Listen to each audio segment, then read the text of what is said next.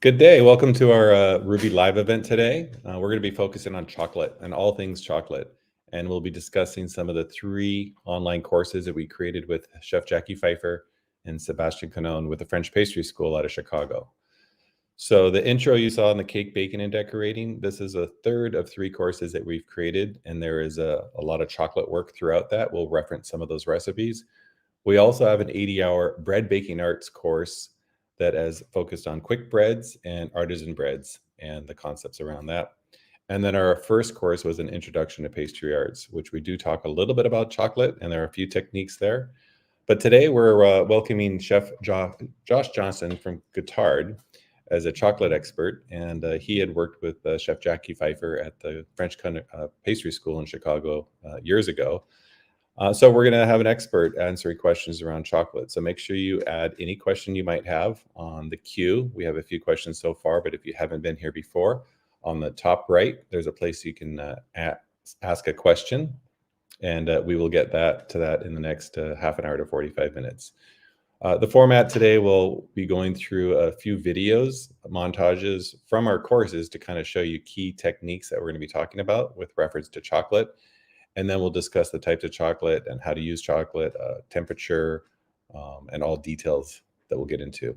First, I'd like to introduce Chef Jacquy Pfeiffer, my friend and colleague. We've developed these courses from his years of teaching with the French Pastry School.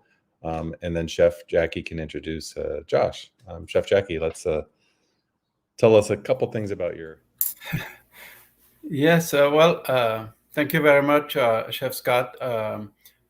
With Chef Sebastian Canon, we have been running the French Pastry School in Chicago for the last 26 years. And a couple years ago, we met with the wonderful team of Ruby and decided to create these 3 different online offerings for the people who cannot come to Chicago, cannot afford to come to Chicago for a long 6-month course. So it's a great alternative. It's affordable, and what's great with those courses is that you can review the content forever, and you can always go back to a video or to a written note that you're not sure about. So that's what's great. As you mentioned, Chef Scott, we have created a bread focused course, a cake decorating course, and a pastry course.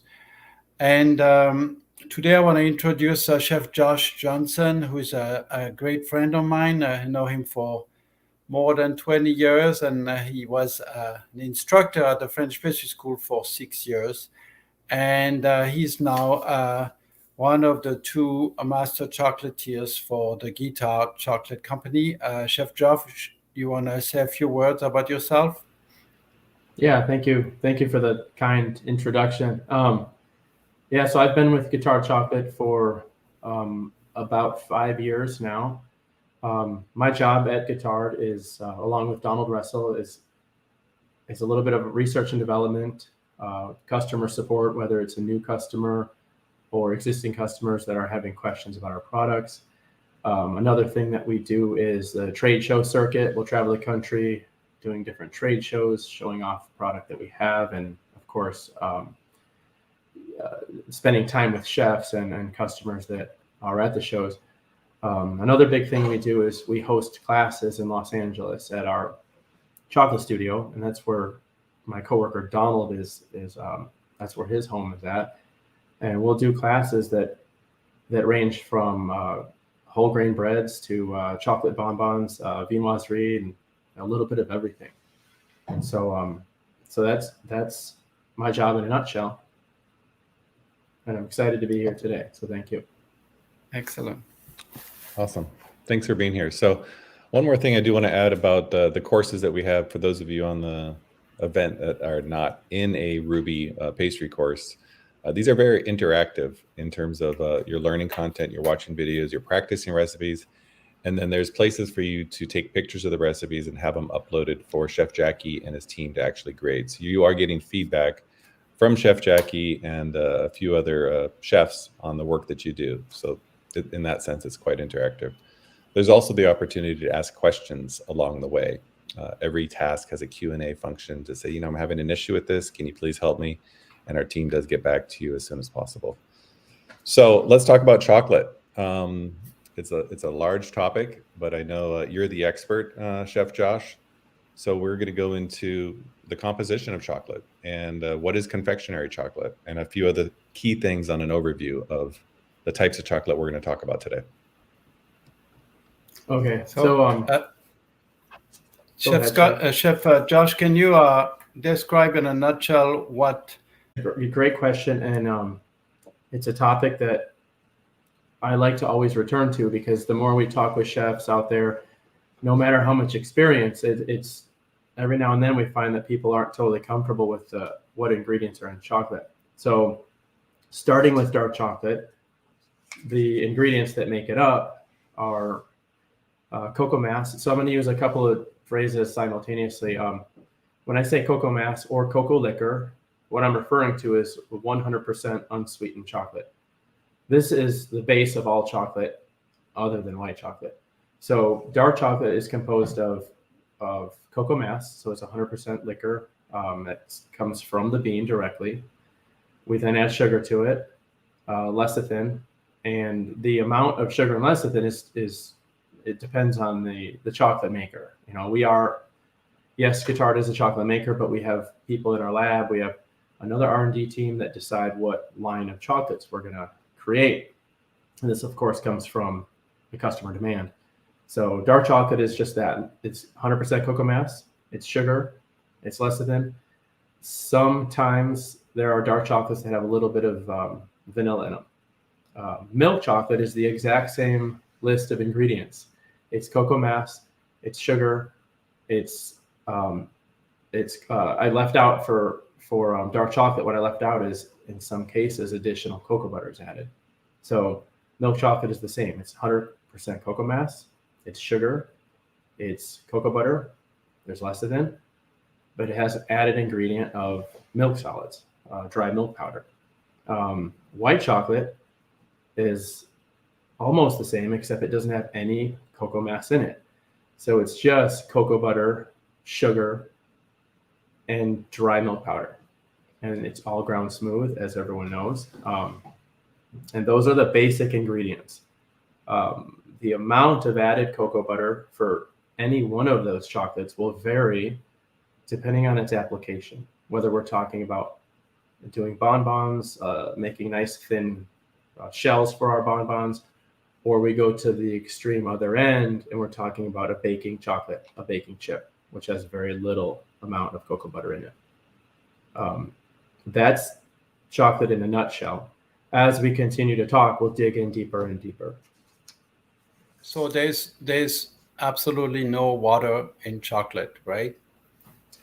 Zero water in chocolate. If zero water in chocolate. If you go to the labs and you wanted to talk about moisture in chocolate, there might be something that's measurable, but it's not something that you and I would ever detect as water. So no.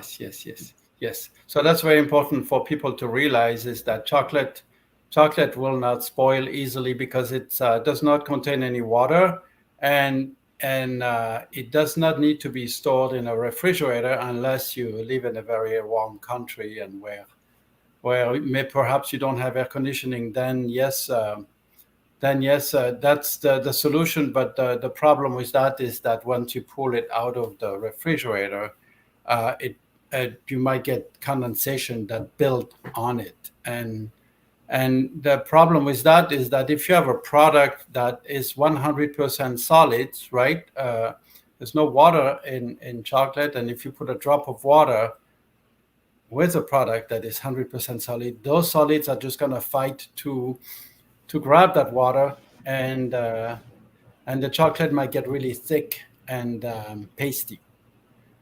So and also the other question is, what is confectionery chocolate? Confectionery chocolate. And before I answer that, I'd like to add on to just one more thing to what we were just talking about, just to put emphasis on the ingredients of dark chocolate, only because this question actually came up twice within the last month. just to put more emphasis, the dark chocolate does not have milk as an added ingredient. That does cause some confusion. But when it's truly dark chocolate, there's zero milk in it. And so now on to your question of confectionery chocolate. So the ingredients we talked about before will apply. The only thing that's going to change is there is zero cocoa butter in confectionery chocolate. There will be a vegetable-based fat in confectionery chocolate, and the reason that is chosen is for ease of use. So when you put when you put a vegetable-based fat in your chocolate, and I have a buffet coming up, and I just need to dip 500 strawberries.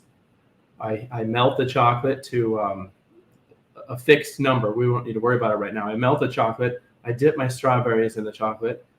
I set them on the sheet tray. 15 minutes later, 10 minutes later, 5 minutes later, the chocolate is set. The vegetable fat is a simple fat. When it melts, it recrystallizes in the same form of how it originated. Cocoa butter, when you melt that, we have a whole set of complex problems because of the different fats in cocoa butter, which we can dig into that again later. You could compare it to like a candle. When you melt a candle and you pour it on the countertop, it will solidify right away in the same form that it was before. So, and also the reason why cocoa butter is replaced by this vegetable fat is cost. That's how cheap chocolate is made, and that vegetable fat is very stable. So in supermarkets, you might find chocolate there, and it's really warm in there, and it's not going to melt. It's because it contains this type of vegetable fat. Yes, yeah, that's a really good point. Yeah. Okay, excellent. So Chef Scott, you wanna start with the first round of videos? Yeah, let's show the first video, which is going to feature the dark chocolate chip cookies, the chocolate babka, croissants, and then some muffins. And then you can talk about the different chocolates you might use within these recipes. So go ahead.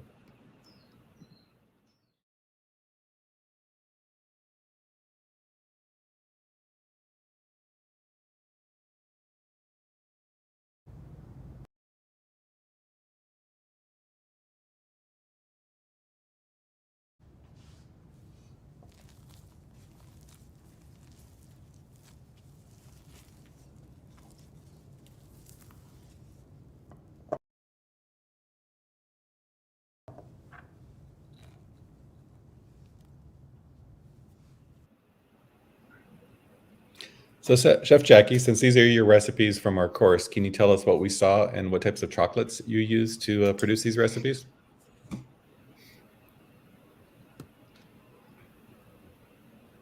Okay.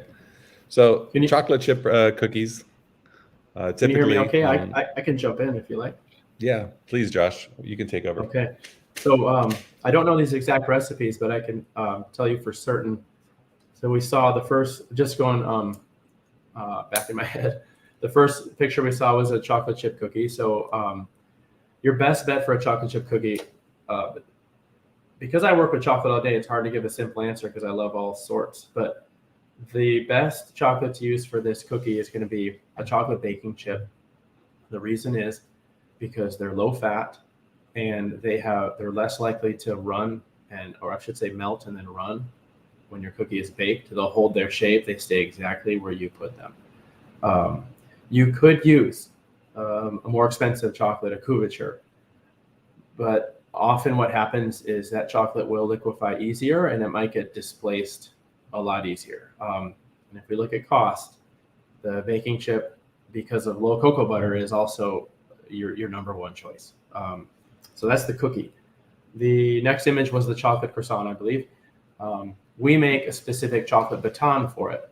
Now, it's not something that's as easy to get unless you're in food service, so not a problem at all.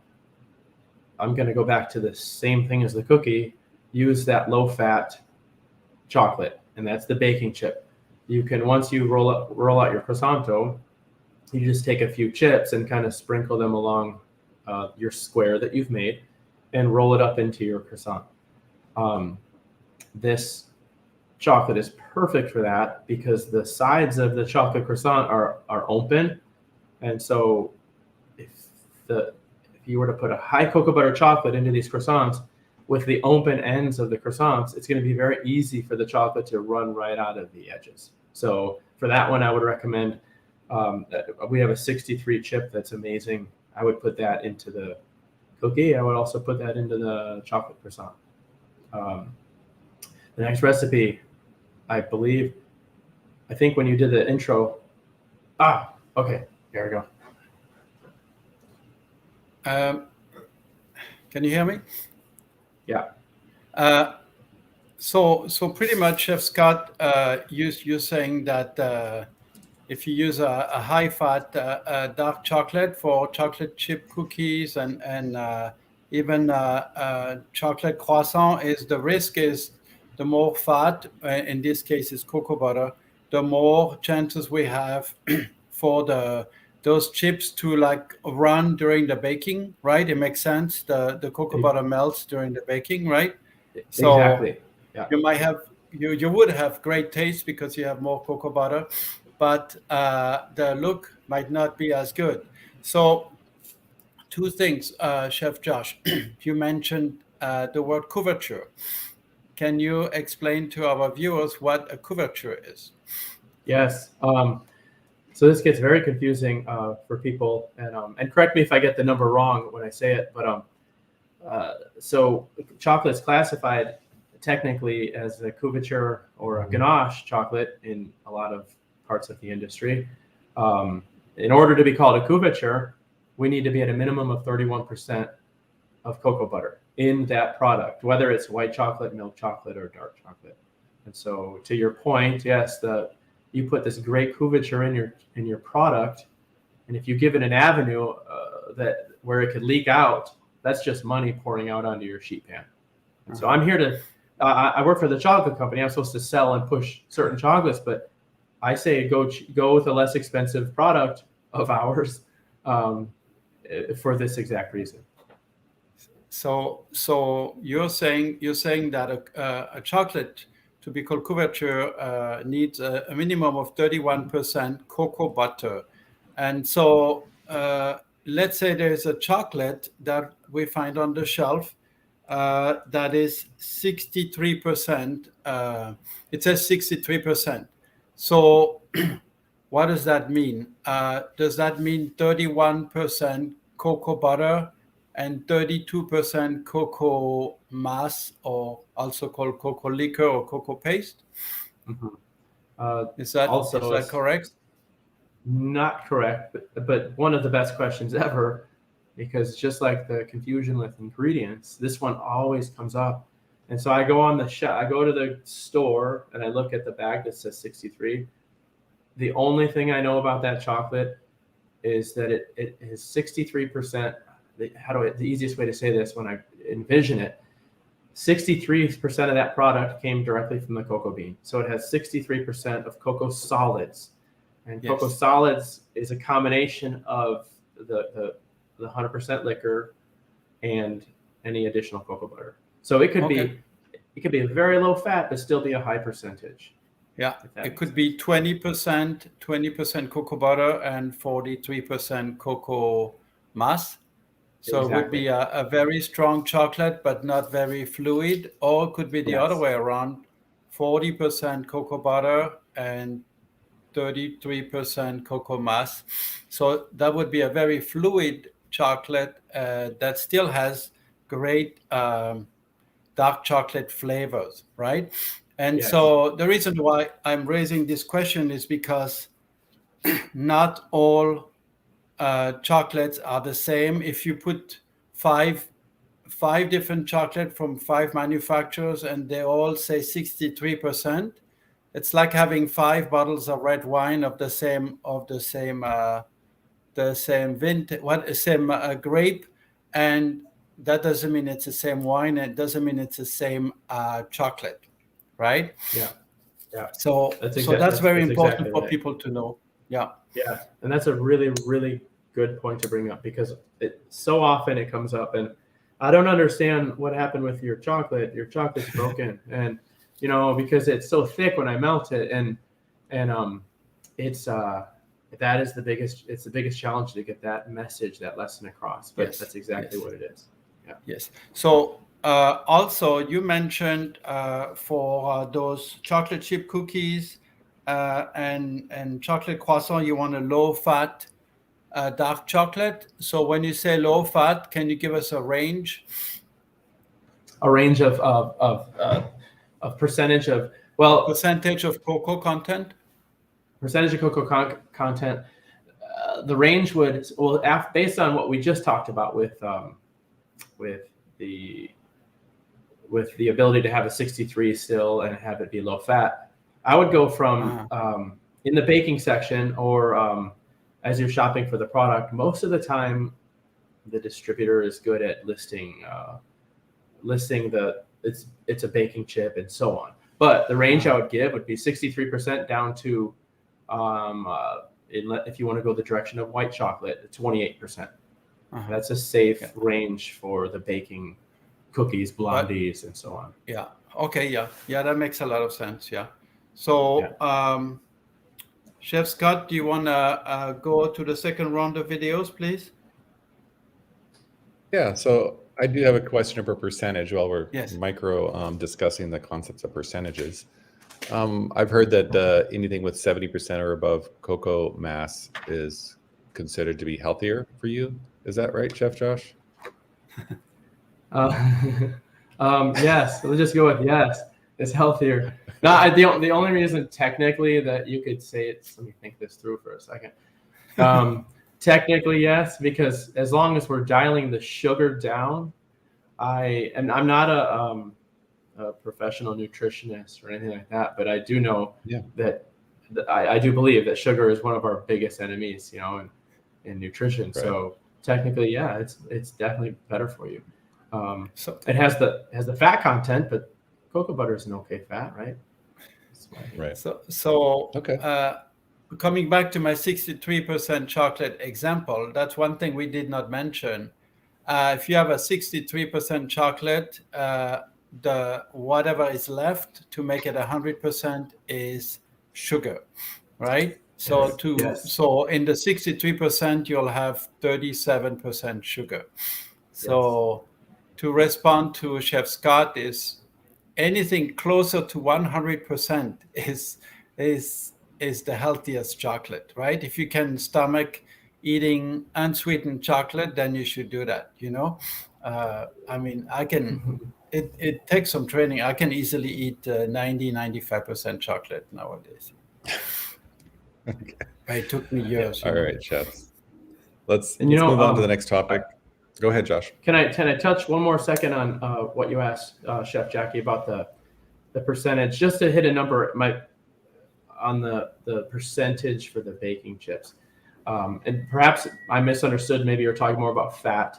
And, so if we're talking fat content of those products, I would recommend shopping in the area of like a 25 to 30% fat product. But the problem is that's hard for you and I as consumers to know, because manufacturers hide that. So, yeah. But for instance, in the range of guitar chocolate, you have one that is 55%. That is called La Nuit Noire. This one would be great. No, for our chocolate chips and chocolate croissant. No. This one would be. It is higher fat, but it's not as high as some of our more premium couvertures. But to back up what you say, the chocolate flavor of that one is it's a great flavor for chocolate croissants, cookies. It's very chocolate forward, very like a pudding taste, like a brownie taste. That's the one we're using. That's why I'm telling you that. All right, there you go. There you go. Chef Scott, are you ready for the second round? Yeah, let's move on to the topic of ganache, and let's roll the video on ganaches first, and then we can discuss the different details around chocolate. Okay.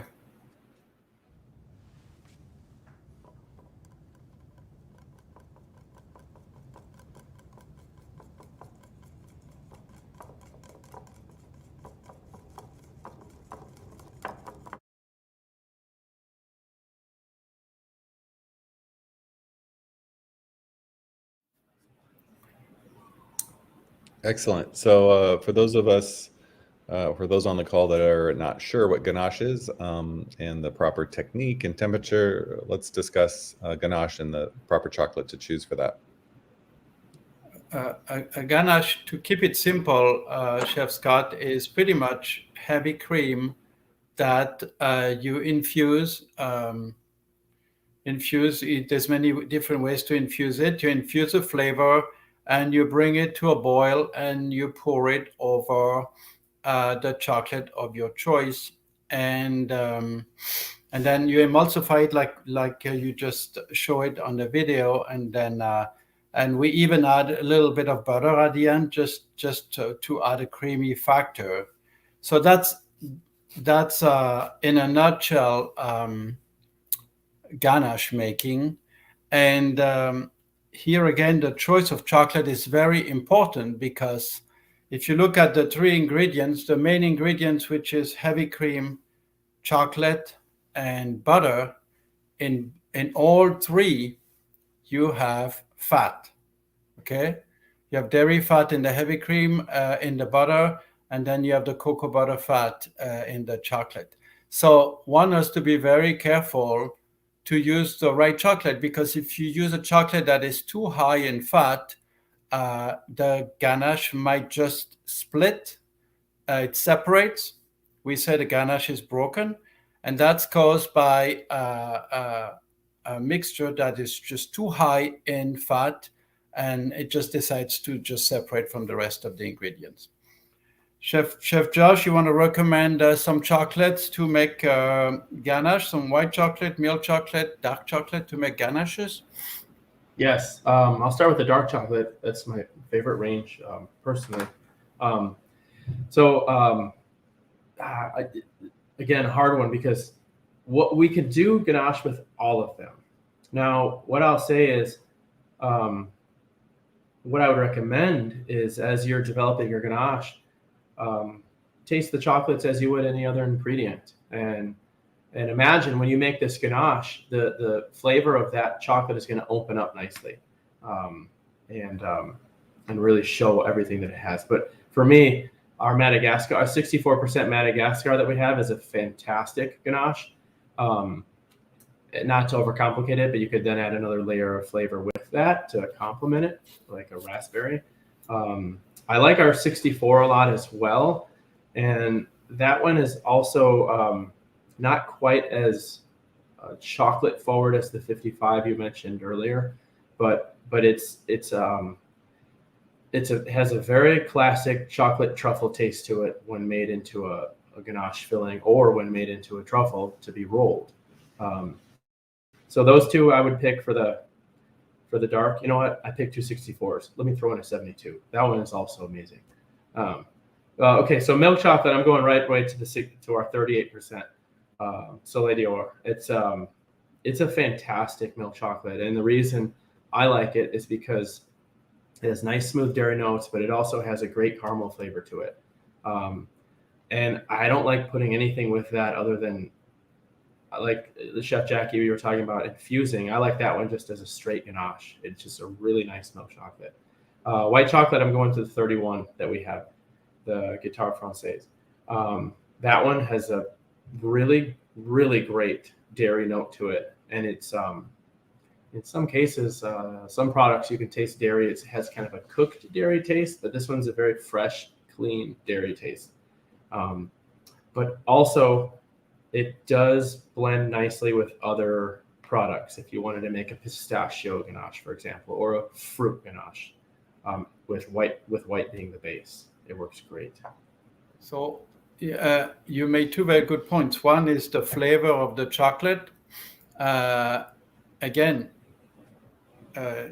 you have many different chocolates in the Guitare range, and they all taste different. Okay, some have notes of acidity, some have notes of berries. The milk chocolate has notes of caramel.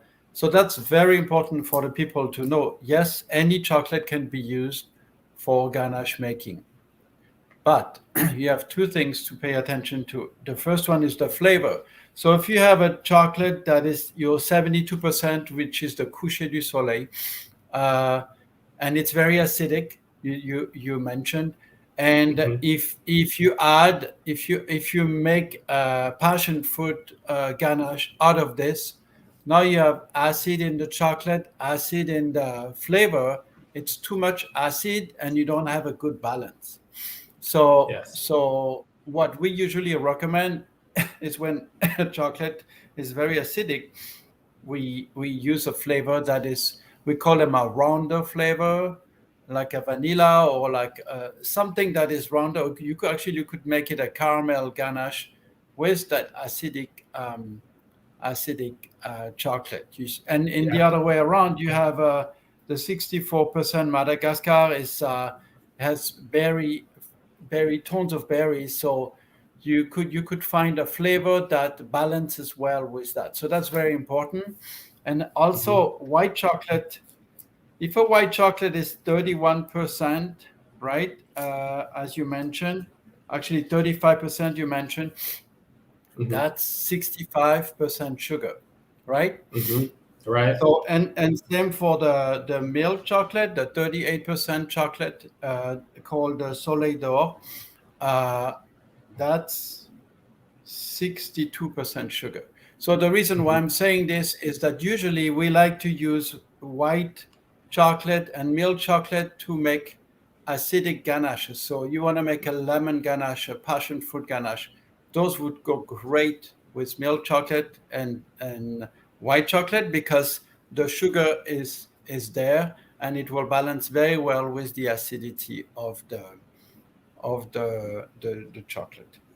Okay? Yeah, absolutely, absolutely.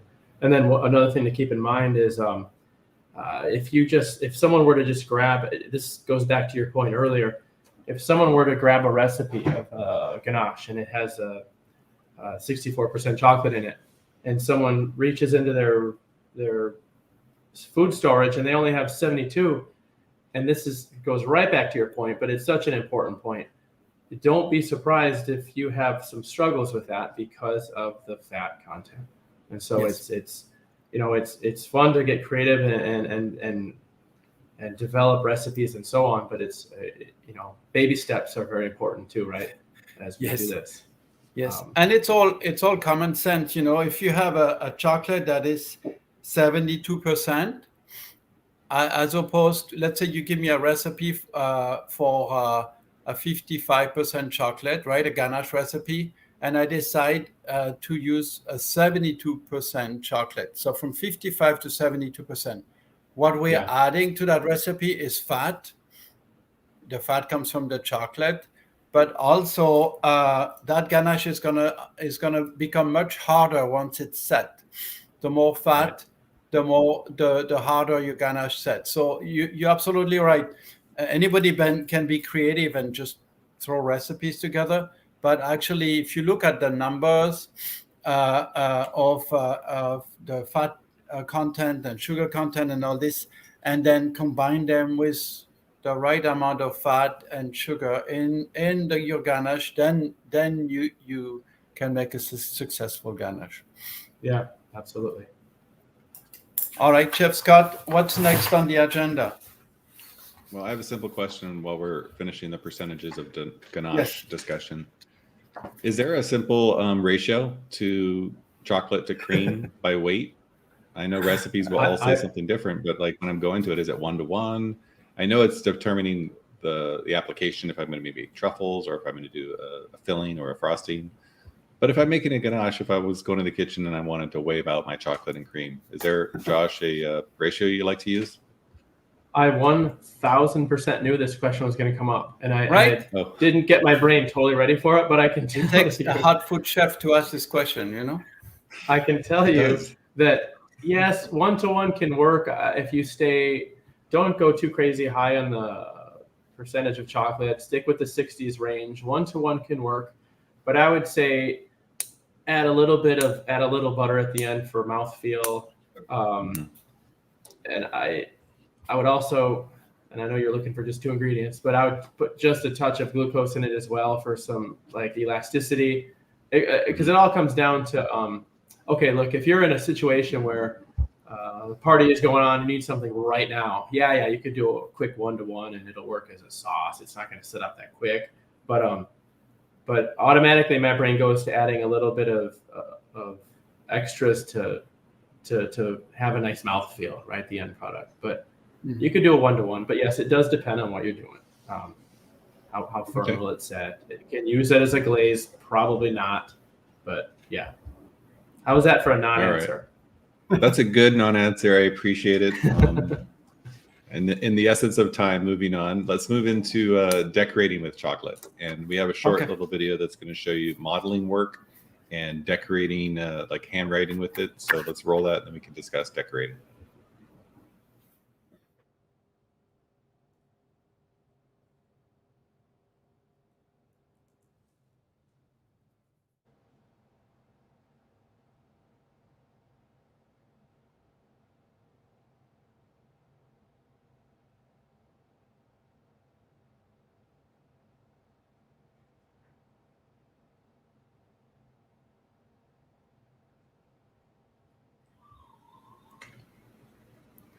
Okay, so what type of chocolate should we use specifically for the modeling of those cute characters, and then specifically for writing with chocolate? So I jumped in the Chef Josh. Yeah, I'll go to the writing first because the modeling chocolate makes me it scares me. The little figurines. I like big sculptures. So the writing chocolate. Okay, so as a kid growing up in the kitchen, we always had, this is not the right practice to do, don't do this, but we always just had a bowl of chocolate sitting on top of the oven, and almost any chocolate will do. But now with some years of experience, and writing is not a science as far as the chocolate goes, but if the chocolate's a little bit thicker, when you're writing, as the chocolate hits the surface, it's not going to flatten out as much. So I would say try to find a chocolate that's not a high fat couverture. And back to what we talked about before, sometimes that's hard to know. But what you could do, I'm going to really mess things up for you here. What you could do is take some of your couverture. Take some of your baking chips and melt them with some of your couverture. I recommend, if you do a lot of writing, just finding a simple blend that works. But I'll also tell you, if I'm about to write something in my kitchen here, I'm grabbing the 61. And don't get it too hot. The 64 is what I meant. Don't get it too hot, because the more hot it is, the more fluid it is to a certain point. And just go for it. Pipe it onto the surface. Make sure the surface is nice and cold. Make sure the chocolate is around Celsius, 35, 40 degrees Celsius. And I agree with you. You don't need a lot of fat in those chocolates because the writing will spread, which makes, again, a lot of sense. And for the modeling chocolate, you don't need a chocolate that is very high in fat, because the modeling chocolate is just like a syrup with glucose and chocolate, melted chocolate. And if you use a chocolate that is too high in fat, in cocoa butter, that fat might separate from the rest of the ingredients. So if you use a chocolate that is in the range of 55 to 63, you should be fine. But you don't need to spend a lot of money on those modeling chocolate mixtures, because usually they're just there for decoration. People don't really eat them. I hope not, there's nothing really good. It's all sugar and stuff. But a low-fat chocolate is recommended for those modeling figurine. Chef Scott, do you have any questions? No, I think you answered them. The concept of not eating the modeling is not that I've ever done that, but my kids have. So I will note the chef said no eating the figurines. Let's move into cocoa powder and what is cocoa powder and so forth. And let's roll a short video and then we'll go into the details of cocoa powder. Okay.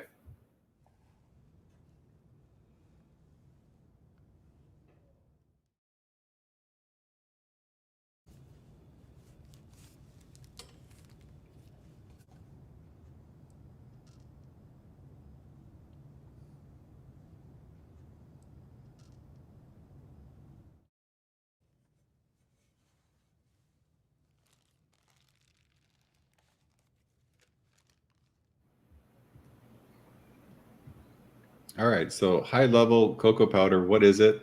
And when should I think about using it in my cooking? So cocoa powder, Chef Josh, you can confirm that with me. It's pretty much what is left over from the manufacturing of chocolate. When chocolate is made, the cocoa beans are roasted, and then they are crushed, and then they are mixed with the cocoa butter, and they add sugar. But whatever the manufacturer cannot use from the cocoa paste, because there's like residue and fiber and all this, they dry it out and they sift it. Do you agree with this nutshell definition? There's that, and there's also in some cases they will take. So yes, I agree with what you say, but I'll add on to say that in many cases, and we actually do this practice, because sometimes there's such a demand for powder, you need a lot more. You need a lot of product and more than what's left over. So when that cake was being popped out in that video, it gives me the image of what I want to describe. So yes, cocoa beans that are roasted and ground to a paste give you the liquor, the cocoa mass, the unsweetened chocolate that we've been talking about. So take that, put it into a cake pan, let it solidify completely, pop it out, and then put it under a hydraulic press and press the daylights out of it, and you will extract cocoa butter. The more cocoa butter you extract, the more cocoa butter you extract, the drier this cake gets. And that's exactly what it's called when this process is what they're going through. And then they grind that to powder. And so that's in addition to what Chef Jacquy was describing, because sometimes the demand is so high that they need a lot more. But the more you press it, the more fat comes out. And we can talk about different ranges of cocoa butter, meaning different fat contents, 10 to 12, 22 to 24, and so on. That's a question I saw before. Is there any cocoa butter residue left in the cocoa powder? And you just answered that. It's from 12 to 24% for, you guys Yes. have a few different cocoa powders out there. So it depends, like everything else, it depends, right? Yeah. Some cocoa powders contain very little cocoa butter and others more. That's also depending on what the end user wants to use that cocoa powder for. So sometimes you want the cheapest cocoa powder possible. You'll get as close as 0% cocoa butter, because cocoa butter is what's expensive in chocolate making. It's the one fat that man has not been able to reproduce. It's such a complicated fat, So whatever cocoa butter you have, that's what you have, and there's no more. There's no more. That's exactly it. More. And then can you tell us about keeping the cocoa powder natural after it was pressed from that cake? It's actually called a cake, and treating it as with the Dutch process. Yeah, so that's the question that. So recently, Donald and I did a big study on our cocoa powders. We always reintroduce ourselves with the science of what we work with, and we studied cocoa powder for a couple of weeks and trying different tests and so on. And so natural cocoa powder and Dutch process is this biggest question that mystifies so many people at home. And I don't want to grab the wrong cocoa powder because my cake is going to explode or something like that. And so as it's pressed and made, it's natural cocoa powder. Oh, I got to back that up. Sometimes manufacturers will do the Dutching process. I'm going to say this, but I'm not a chocolate maker, but this is what I understand. Sometimes they'll do the Dutching before the beans are ground up and pressed. Sometimes they do it after. Either way, a natural cocoa powder has more acidity. It's lighter in color. Oftentimes people say that you would prefer to use this one with baking soda if you're using a leavener because it has natural acidity. As it's Dutched, as the alkalizing process they do to it, as it's Dutched, it gets darker in color. The flavor changes to a more, I don't want to exactly say fudge, but it gets a little bit more of a deeper chocolate flavor as opposed to the brightness of the natural. And then keep Dutching it. Keep going and keep going and keep going, and you'll have what we all know as the color of the Oreo cookie. Then that's a very heavily Dutched cocoa powder. And so we all know what that flavor is like. There's very little actual chocolate flavor because of this process. So did I hit? Go ahead. The more you did I Dutch hit the it, points? yeah, the more you Dutch it, the more you remove the acidity of the natural acidity of the cocoa beans, and the less it will really taste like deep chocolate. But you can actually use those two different kind of cocoa powder for all those recipes that we have seen: pound cakes, brownies, dark chocolate sponge cake, red velvet, and hot process. You're right. If you use the natural cocoa powder, that's very acidic, and so you would have to use baking soda to balance the recipe and take into account this acidity. Baking soda is alkaline, so that makes a lot of sense. But if you use regular cocoa powder, you would not technically use baking soda unless you have another reason. Yeah, and before I forget to say it, the one good trick about cocoa powder, besides the leavening agents and so on, I learned this one from Donald, and it's just not something I did in the past, is if you're able to do it, if you have cocoa powder in a recipe and you also have milk or water or a liquid, try hydrating that cocoa powder beforehand. So before you start measuring all your ingredients, measure the milk and the cocoa powder first, blend those together and just set them aside, or even do that a day in advance. And it really opens up the flavor of the cocoa powder. It's a really great trick if you haven't tried. So cocoa powder is mainly used for items that are baked. I would not recommend making like a chocolate mousse that where you mix cocoa powder with whipped cream and whatnot, because cocoa powder has a very earthy flavor profile, and also can leave a gritty. If you make a mousse or something like this, it will leave a gritty texture that is not very pleasant, right? Yeah, and it absorbs.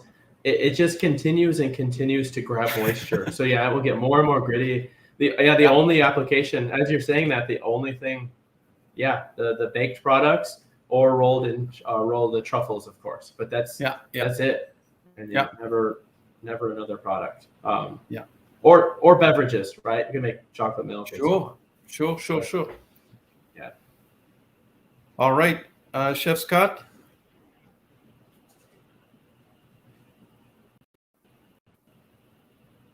Okay.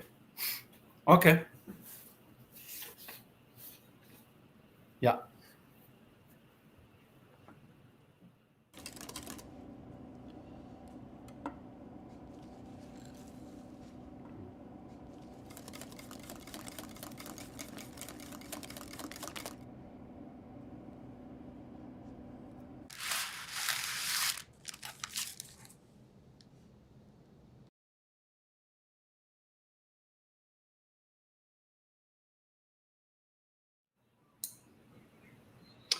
So yeah, this is about incorporating chocolate into pastry cream and the different types of chocolates: white chocolate, milk chocolate, dark chocolate, in addition to the chocolate babka that we just saw. So what type of chocolate should we use for pastry cream? A good one. I would recommend one that has a fair amount of fat, because it will make the end product very smooth taste wise. And then you could also use milk chocolate to make milk chocolate pastry cream. It's not as good, not as strong, but still usable. But I would not use white chocolate to make pastry cream, because white chocolate is what did I say, is like more than 60% sugar, so you really don't get any cocoa flavor. And so, but that's where I come from. Chef Josh, what do you want to say about that? I agree. I go with the higher percentages of dark, and I 100% agree with the milk. I'm sure it tastes good, but I think it would get so diluted that you wouldn't get the full experience. So I go with a higher percentage, 64 to 72 range. And keeping in mind the fat, yes, will stabilize the pastry cream a little bit at the end. And in some cases you could use, let's say you have 100 grams of chocolate in your recipe. You could do 90 grams of chocolate and 10 grams extra of cocoa paste or liquor, 100%, just for a boost of chocolate. Yeah, that's something we did not mention, but you can, one can actually, obviously can buy unsweetened chocolate and just put a very small amount of this in ganache or whatnot, pastry cream, just to add a oomph of dark chocolate. So, and also you can buy a cocoa butter on its own and add it. Sometimes you find a chocolate and it should be liquid and it's not, and adding a little cocoa butter will bring it back to normal. So that's something that we do professionally. And also I wanted to mention that in pastry cream, you can actually put a small amount of cocoa powder if you wanted to also add this extra boost of dark chocolate flavor. Yeah, that's a really good point, because as we both mentioned 100% unsweetened, but cocoa powder is 100% unsweetened chocolate, but it just a lot less fat. So you're leaving that out of that pastry cream. Yeah. Yes. All right, Chef Scott, do we have any questions from the audience? Let's see, not specifically on the pastry cream right now. So let's get to our last video, and then we'll jump in with the Q&A with the audience. So the last one is around mousse and incorporating chocolate into a mousse. Is this similar to pastry cream? It's a short little video. Let's check out the mousse video, and then you can discuss the characteristics of chocolate for that. Yes.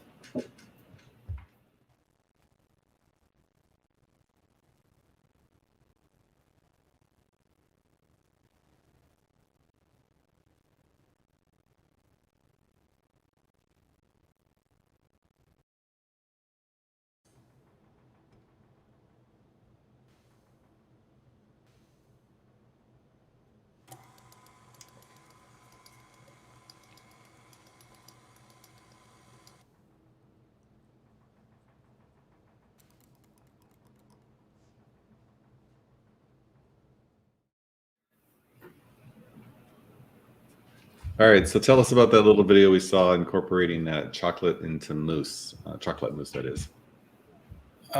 I'm gonna start, and then Chef Josh, if you wanna continue. It's a little bit like the pastry cream. If you make a chocolate mousse, you don't want to use chocolate that is low in fat, and so if we take a 55% chocolate for a chocolate mousse, there's 45% of sugar right here coming to the mousse. So sugar doesn't really taste like anything other than sugar. But if you use a 72% chocolate, you'll get not only an extra boost of cocoa, but less of a boost on sugar, and also the extra fat that comes from the 72% will help that mousse hold its shape, so in a nutshell, I would say use the the best possible chocolate you can use for chocolate mousse. Don't buy the cheapest chocolate, because you'll be disappointed. It's not going to set up the way you want to. It's not going to taste the way you want to. And that's where I come from. Chef Josh? Once again, I agree with that completely. I go right back to the 64 range and the 72 range because the stability. And okay, the stability because of the cocoa butter. If it's a cake that you're building, it'll cut nicely, nice and clean. The slices come out without sagging. And most importantly is flavor. We should always talk flavor first. You'll get that boost of chocolate flavor. And but keep in mind, depending on how you're assembling your cake, your entremet, or whatever you're making, if there are other elements in there, those elements are going to diminish the quality of the. I shouldn't say that. They're gonna take away from the strength of the chocolate mousse because there's a cake that has air in it and there's a crunchy thing. So you want that punch of chocolate mousse flavor because that's not all you're going to be eating in your final dessert, most likely, unless it's a dish of mousse. Then delete everything I just said. And what we just said is good also for chocolate frosting and chocolate glazes.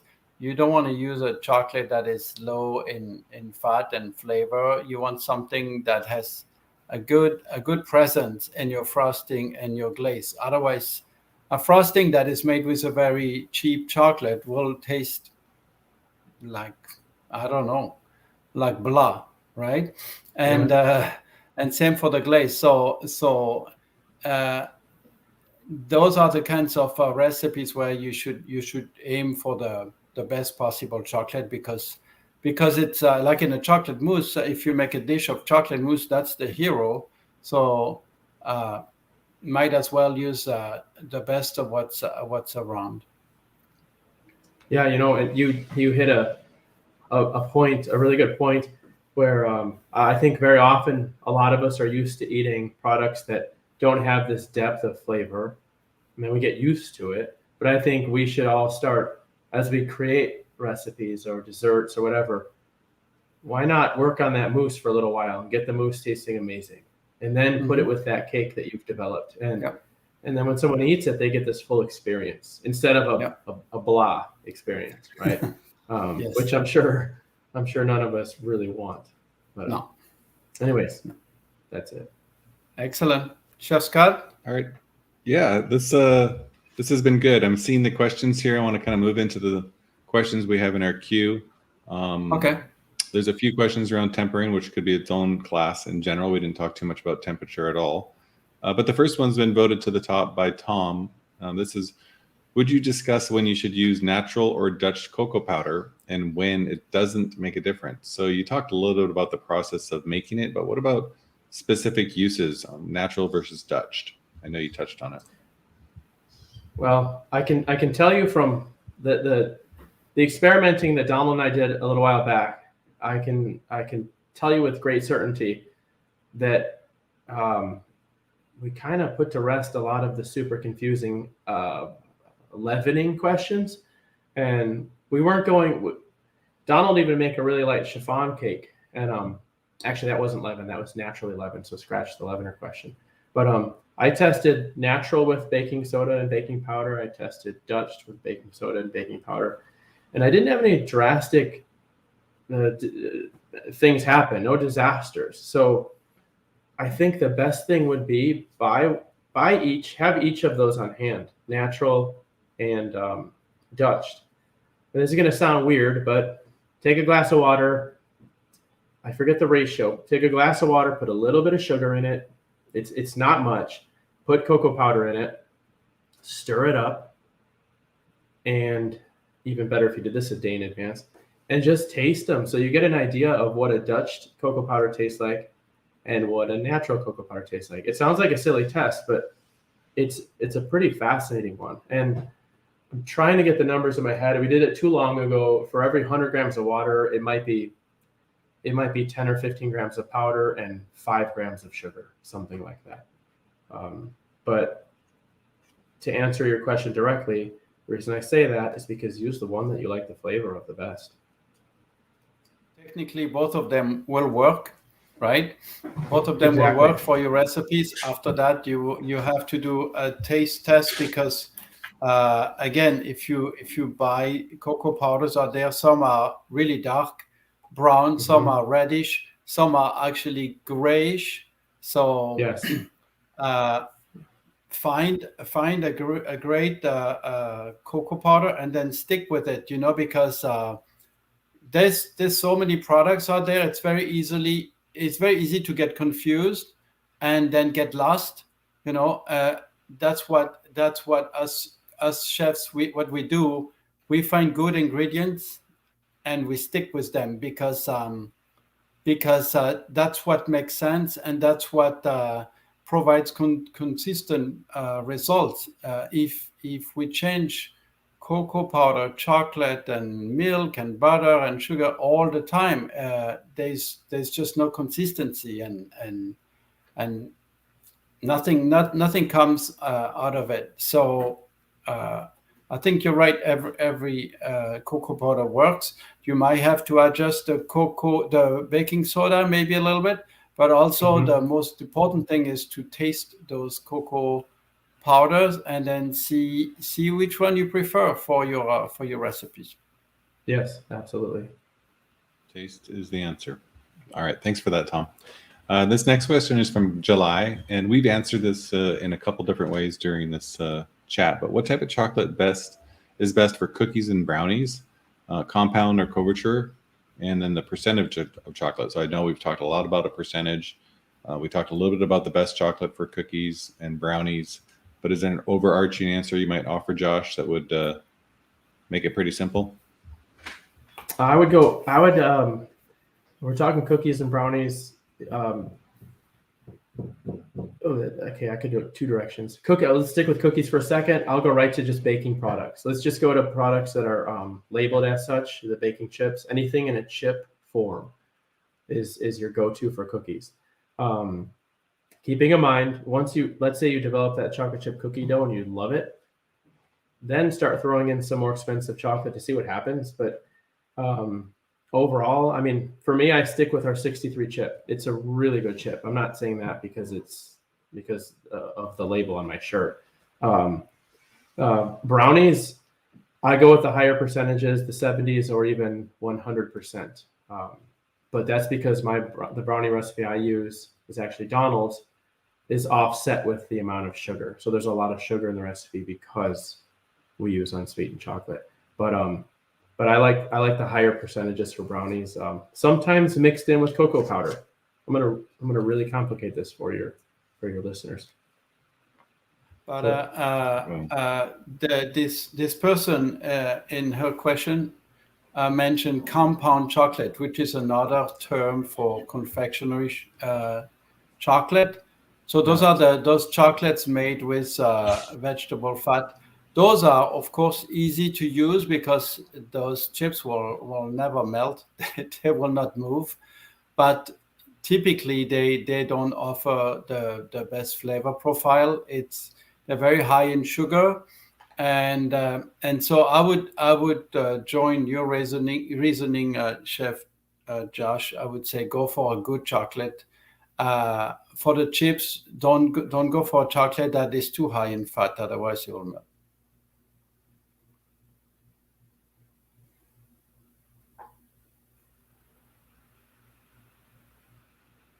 Okay. And the next question we have from Lynn is, I've read online about using sous vide to temper chocolate.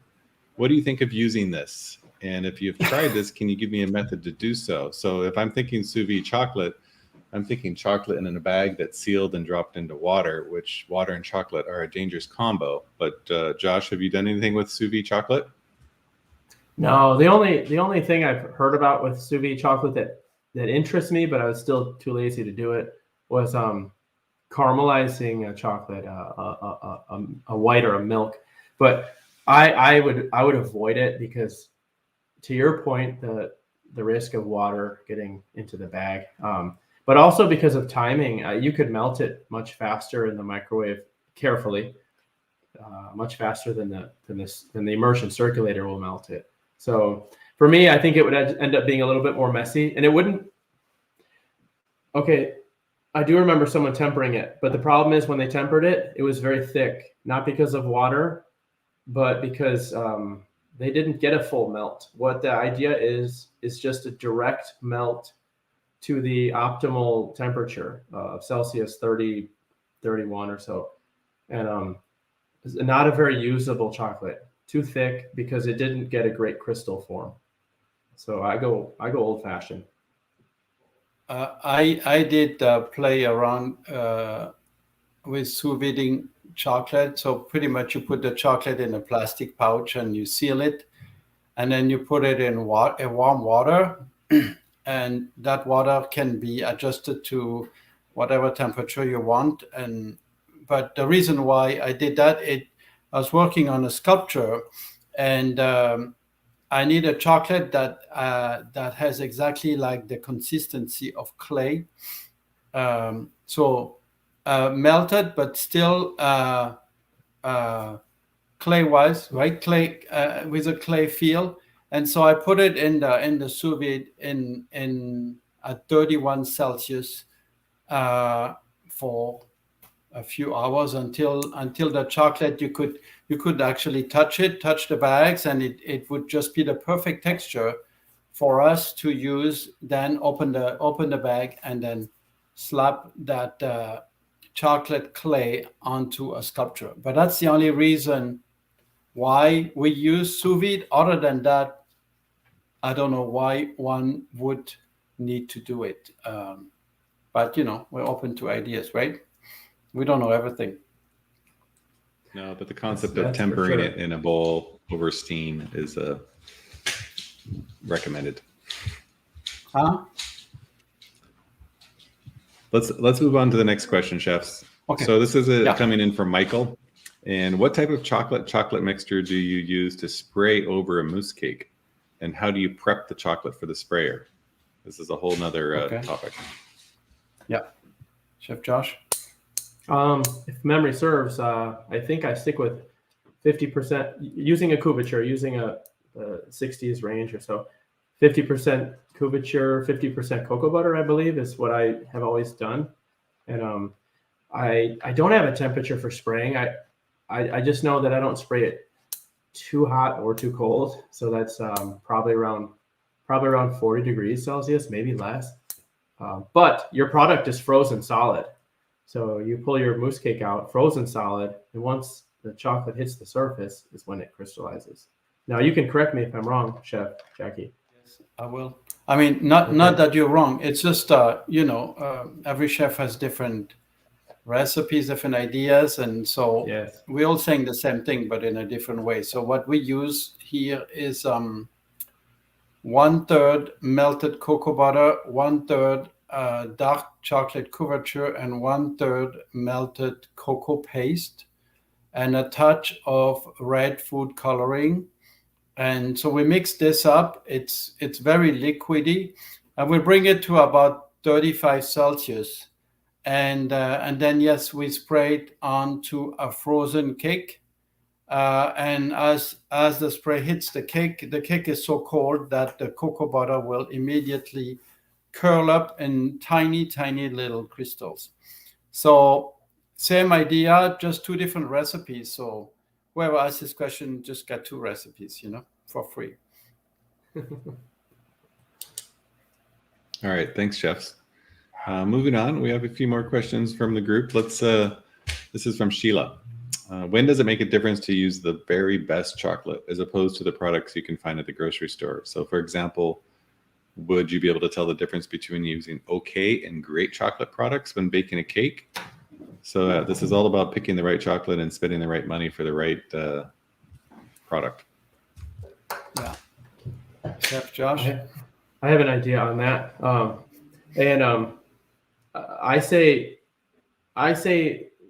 it this way. When we're baking and cooking, And unless you're constantly cooking for 50 or 100 people in your household, this will get expensive. But I say we allow ourselves these indulgences. Buy the good butter, buy the good steak, buy the good chocolate, because you're going through the same effort of making the product. And imagine this cake came out like amazing texture, or brownie, whatever it is you made, best texture ever. And then you say to yourself, oh, I wish I would have bought that one level higher of chocolate.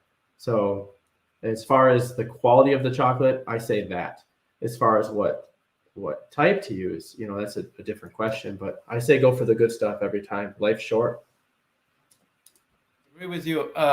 If chocolate is cheap, there's no mystery there. It's full of sugar, and it's made with vegetable fat and not cocoa butter. The reason why I'm saying this is because chocolate manufacturers like Guittard, they get the cocoa beans from all over the world, and those cocoa beans are it's a product that I don't want to call it rare, but the growers have a hard time to supply enough for the demand. So whatever is out there is what is out there, and no chocolate manufacturer like Guittard or others are just going to put chocolate on the shelf at a discounted price because it's actually expensive to produce. So I agree with you, Chef Josh. If you make a chocolate dessert, candy, or whatnot, try to go for the better chocolate, higher in percentage of cocoa content, because there's no mystery. If you get a cheap chocolate, your mousse will taste like sugar and will have a waxy aftertaste. And so life is short. Eat some good chocolate, right? That sums it up. Okay. So we've got about 10 more questions, and we've been on for about an hour and 15 minutes. Let's do a little speed session here and move into a few to get through. Okay. I'm going to ask, the next one is for you, French, my French friend, Chef Jacquy Pfeiffer. How do the French stay so trim and healthy? Well, the recipe is very simple. You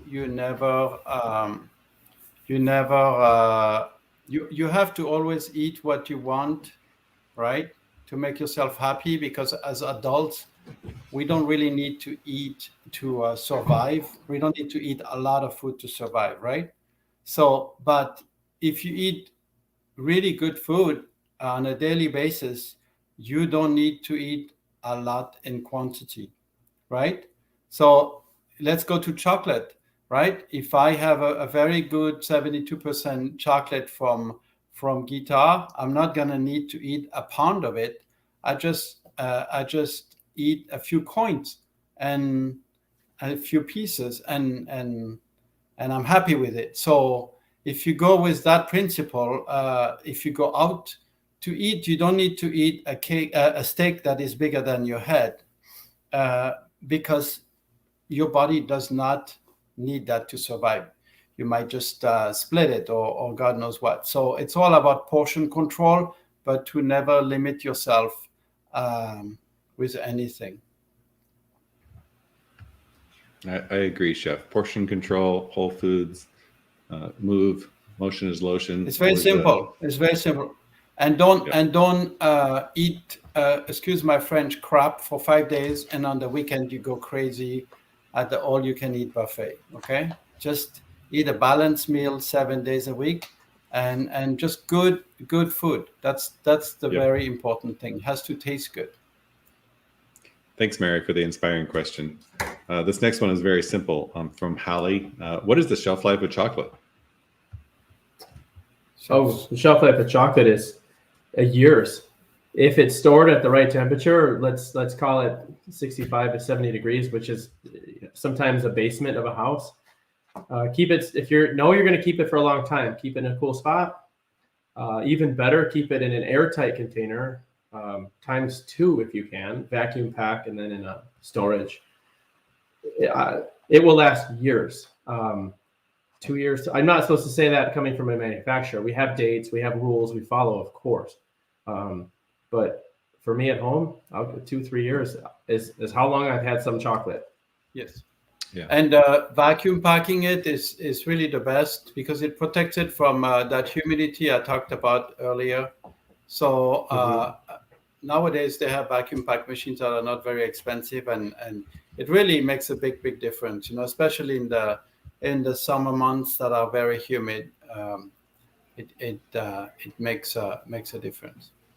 And then one thing I forgot to say to your point here, humidity, but odors. Keep it away from your collection of truffle mushrooms or something. Not a good idea. Your socks. Because it'll keep it away from your socks. It'll take on the smell. Awesome. All right, thanks, chefs. Next question is from Aldo. He's one of our students who's been with us for a while here. For a person who doesn't temper chocolate very often, would the seeding method might be the best and easiest option to decorate products that you would do from time to time? So, tempering topic. It's a great question. Okay, so yes, I think seeding would be great. I don't ever like to say this I don't want to give bad habits, okay? But there's an old school way of tempering where they would put a block of chocolate inside a block of unmelted inside the warm chocolate, and they would stir until they hit their temperature. Let's call it 31°C. Once they hit the temperature, first of all, you've melted your chocolate to 50°C, 52. Put the block in, stir. You hit your 31, and they take the block out. It's messy, and I don't like it. But I say that to say that perhaps seeding might be that trick for you. If you have a couple pieces left, you could, I suppose, dig them out. That's a horrible habit. But if you need to get yourself to that point where you're slowly learning it, but you can also gradually warm it to get rid of those small pieces. It just takes practice. But tabling is fine. Sometimes people get a little more messy on the table as they're learning, so just keep that in mind. But tabling is great because there's a lot of visual cues, as long as you're comfortable with the movements. But yeah, it's definitely a big question. I think we could really dig into that one more if we wanted. Yeah, I was talking to Chef Josh during the break, and we said we should do another live event like this just on tempering chocolate, the different ways of tempering chocolate and what are the pros and cons. That would be really helpful, and maybe we can do this kind of like a live event where we show actually how to do it instead of just talking about it. Yeah, for sure. Okay. For sure. Excellent. So moving on, this is another question from Sheila. Do you agree that cocoa powder and butter can be substituted for unsweetened chocolate? If yes, what proportion would you use? That's a really tricky question. I would say technically, yes, you could put cocoa butter with cocoa powder, but then you have the sugar missing, right?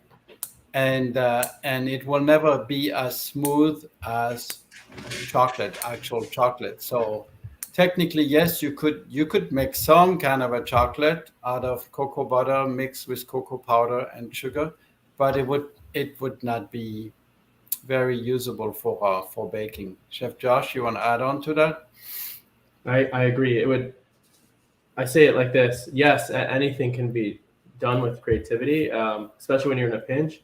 But I think it'll be hard to recreate the fineness of unsweetened chocolate or chocolate, because there's a grinding process that is hard to match that the chocolate goes through. Very hard. So it's a texture thing, as Chef Jacquy was mentioning. Have you ever done it? Chef I Josh, have not done it. No, same for I have me. not.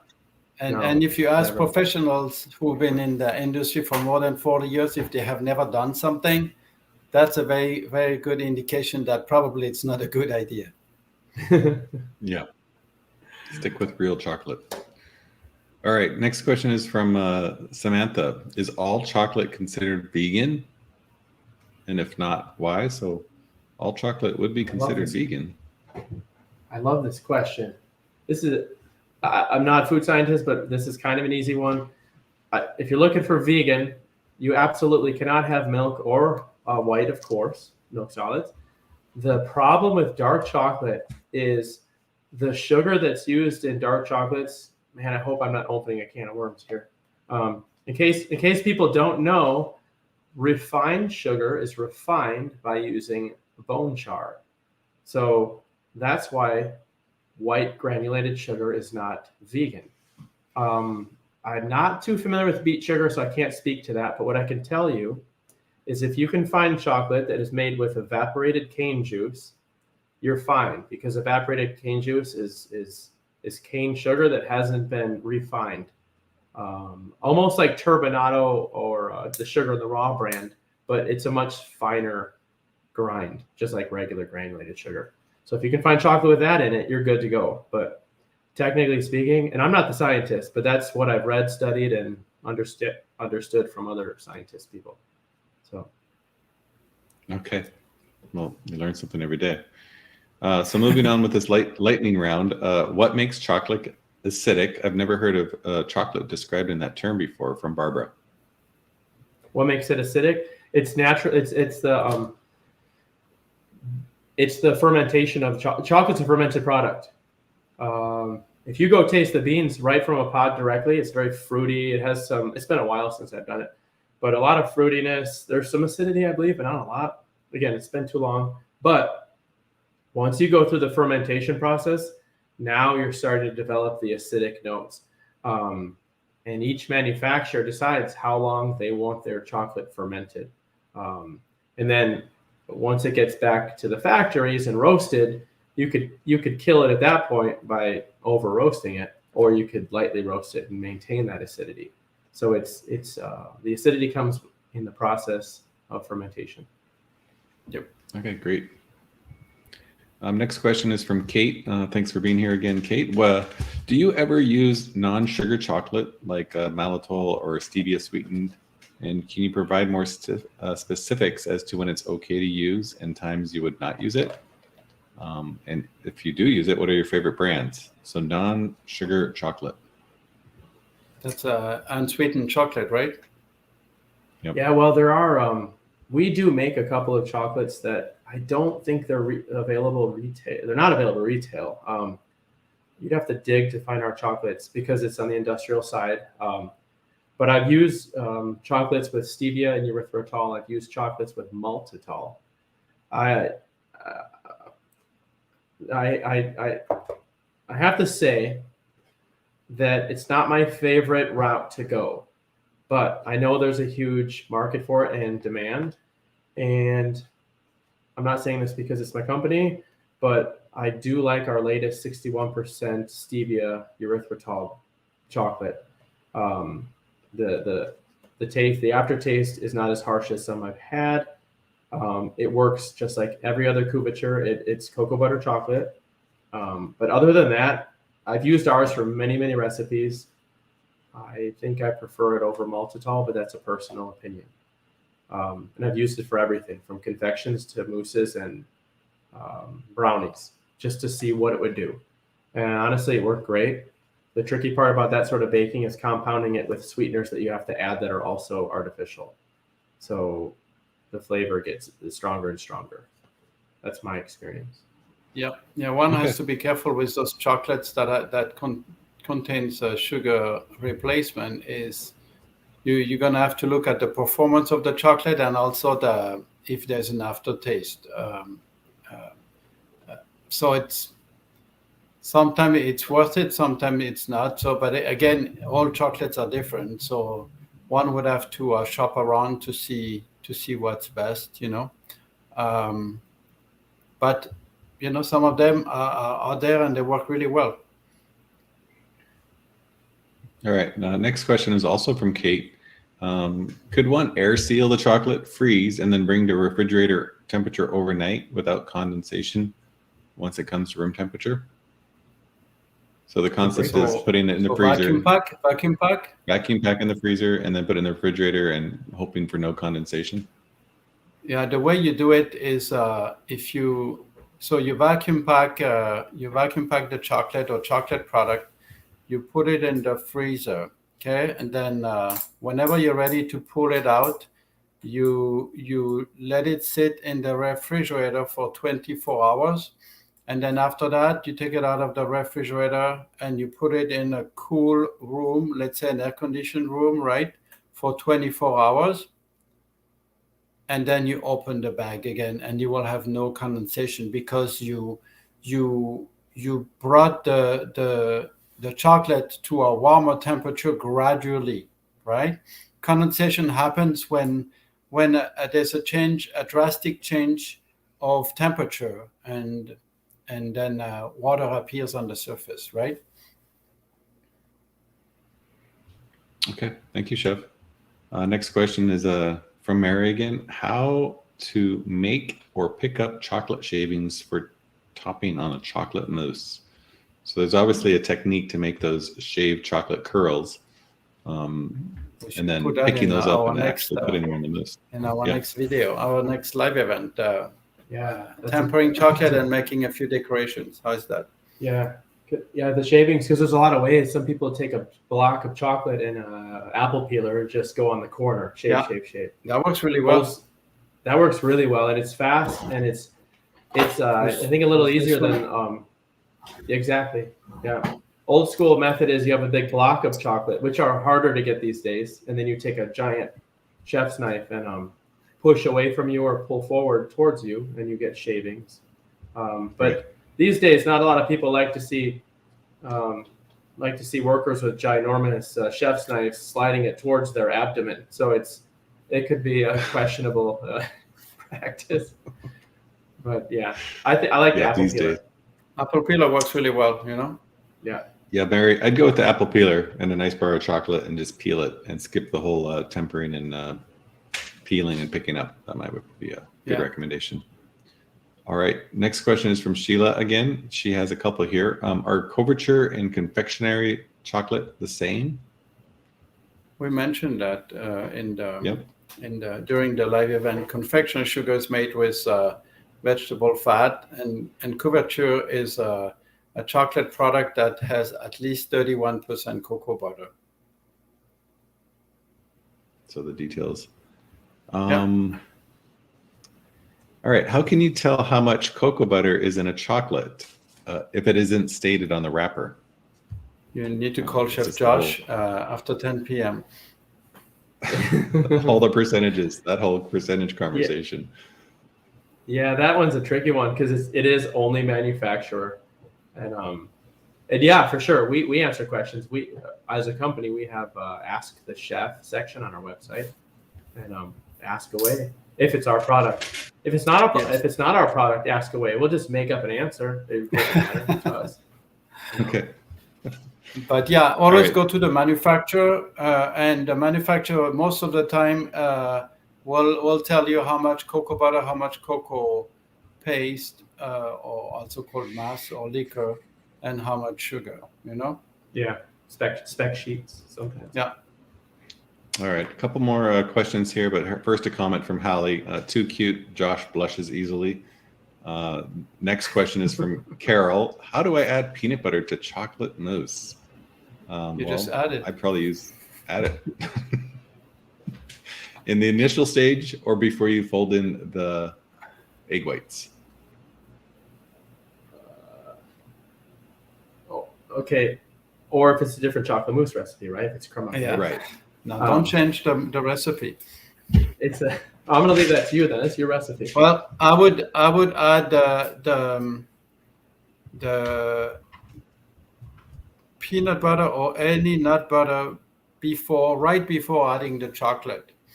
And a good idea is to temper it a little bit, warm it up a little bit to about 30 Celsius, 90 Fahrenheit. Yeah.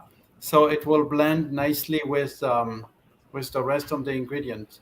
So right before adding the melted chocolate is the answer. And you can use any kind of roasted nut butter. Okay. Okay. So a little bit more detail than just add it. All right. Thank you, Chef. All right. This is from Lauren. I missed the beginning. Can you explain again what not to do with a low percentage of chocolate as far as a recipe goes related to adjusting sugar? So Lauren, this will be posted as a recorded live event in the next couple hours. So stay tuned for that. And then you can jump back into the beginning because there was a lot of discussion around percentages and fat content. So I'd love you to review it. And last question from Lauren, can we look up your personal recipes for mousse and other chocolate recipes? Well, one thing I do know is that the programs that we offer do have all the recipes from the video snippets that we've shown. That comes with the program. Josh, I know you have a lot of recipes on your website. Is there anything specifically you might want to recommend for the mousse that we took a look at? You know what? I honestly, I'd have to sift through them because we have so many, and I haven't looked through them in a little while. I can't reference an exact mousse, but I can say we just did an audit, and we sifted through a lot of recipes, got rid of some older ones, and kept some of the ones we like. I can't give you a good answer right now on that. Sorry. I'd have to dig through. So yeah, just Chef Scott, before we leave, I want to mention to our viewers that all the chocolates that we mentioned today during the live event can be found on the website called chefrubber.com, and there they have the range of guitar chocolates that we talked about today. Okay. And I also do want to mention that there is the 3 courses that we have with the French Pastry School. There's a link under my name on the homepage there to take a look at any of the courses if you are not already in them. But we offer kind of an overview, a sample lesson, and the syllabus to give you an idea of what we're teaching here. So on that note, we are done with the questions. Thank you, Chef Josh and Chef Jacquy, for an enlightening conversation around chocolate and percentages and cocoa butter and all things new to a lot of people. So thanks for your time, and until next time, enjoy your day. Thank you very much. Thanks for having me. Have a good day.